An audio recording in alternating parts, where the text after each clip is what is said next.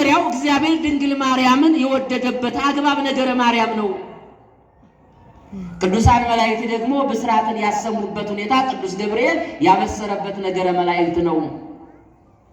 ከዛ በኋላ ቅድስት ድንግል ማርያም ይኩነኒ ብላ ቃሉን ስትቀበል አምላክ በድንግል ማርያም የዕለት ጽንስ ሆኖ መቀረጹ እሱ ምስጢረ ስጋዌ ነው፣ ወይም ደግሞ ምስጢረ ተዋህዶ ነው። ነገረ ስጋዌ ነው፣ ነገረ ክርስቶስ ነው። ከዛ በመጨረሻ ድንግል ማርያም የጸነሰችውም የወለደችውም በዚህ ዓለም ላይ መሆኑና በዚህ ዓለም ላይ መግቦቱን መፈጸሙ ነገረ ድህነት ነው። በእነዚህ ሁሉ ነገሮች ሕይወታችንን አግኝተናል። ድህነታችንም ተፈጽሟል። ሰላማችንንም አግኝተናል። ዲያብሎስን አሸንፈናል። በዚህ መጠን መንፈሳዊ ኃይል የሆነን አምላካችን እግዚአብሔር ስሙ የተመሰገነ ይሁን። ምክንያቱም ኃይላችንም እሱ ነው፣ ብርታታችንም እሱ ነው፣ ጉልበታችንም እሱ ነው፣ መመኪያችንም እሱ ነው፣ ርስታችንም የምንወርሰውም ርስታችንም እሱ ነው፣ ምግባችንም እሱ ነው፣ መጠጣችንም እሱ ነው፣ እረፍታችንም እሱ ነው።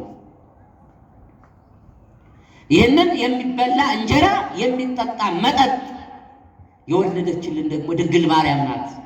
የወለደችውም በዚህ ዓለም ነው። በዚህ ዓለም ባትወልደው ኑሮ ግን ነገረ ድህነት የሚባል ነገር አይኖርም ነበር፣ አትድኑም ነበር።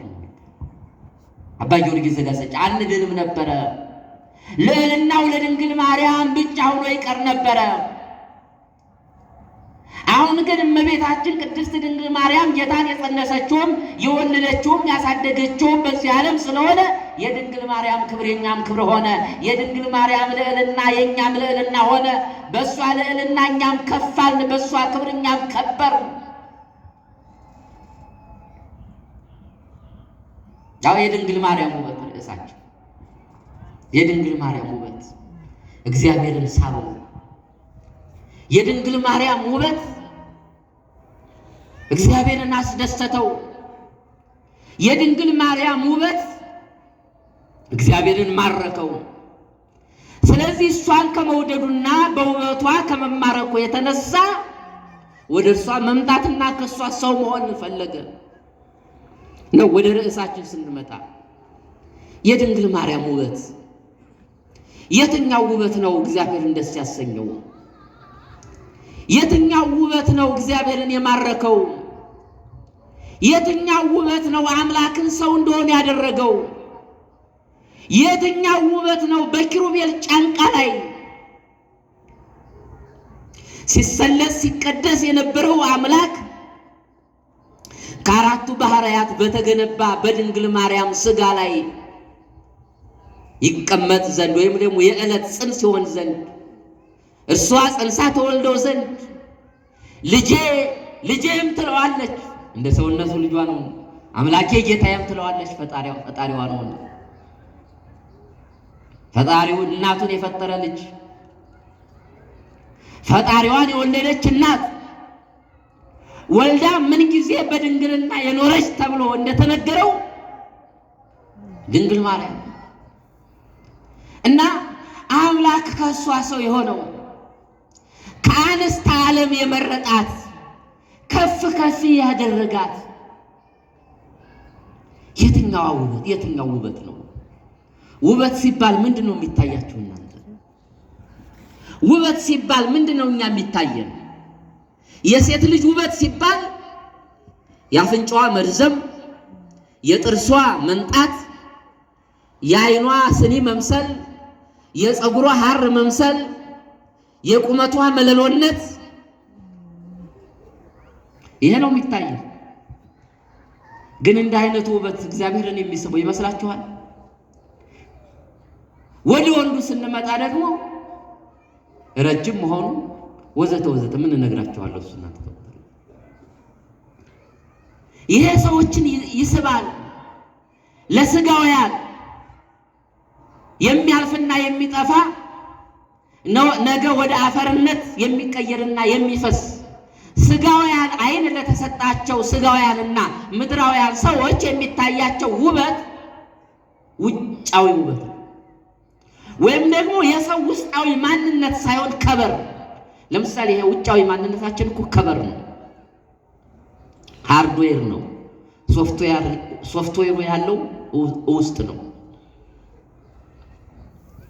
እና እኛ የምንሳበው በከበሩ ነው ማለት የምንመካውን በከበሩ ነው፣ የምንሳበውን በርሱ ነው። ርዕሳችን የድንግል ማርያም ውበት ነውና እግዚአብሔርን ግን የትኛው ውበት ነው የማረከው? ባጭሩ ውጫዊ ውበት ነው ወይስ ውስጣዊ ውበት የማረከው? ውስጣዊ ውበት ነው።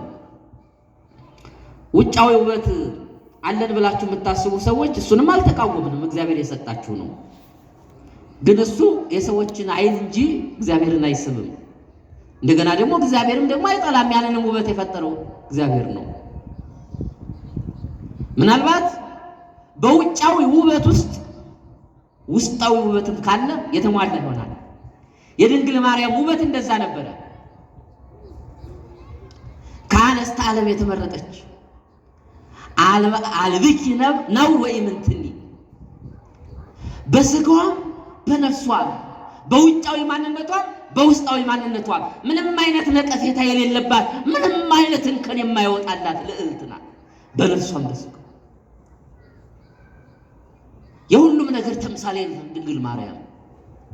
ነገር ግን እግዚአብሔርን የሳበው መልክዓ ነፍሷ ነው፣ ውስጣዊ ውበቷ ነው።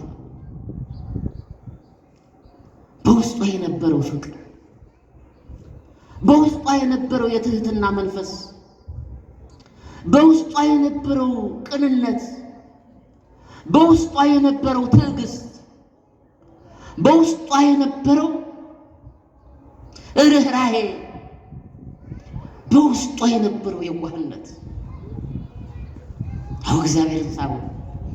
ይሄ ነው ወሶበ ያፍቅር ወተወሰነ ያለው። ይሄ ነው መልኳን ባየ ደም ግባቷን በወደደ ጊዜ ይሄ ውበት ሳበው፣ ይሄ ደም ግባት ማረከው።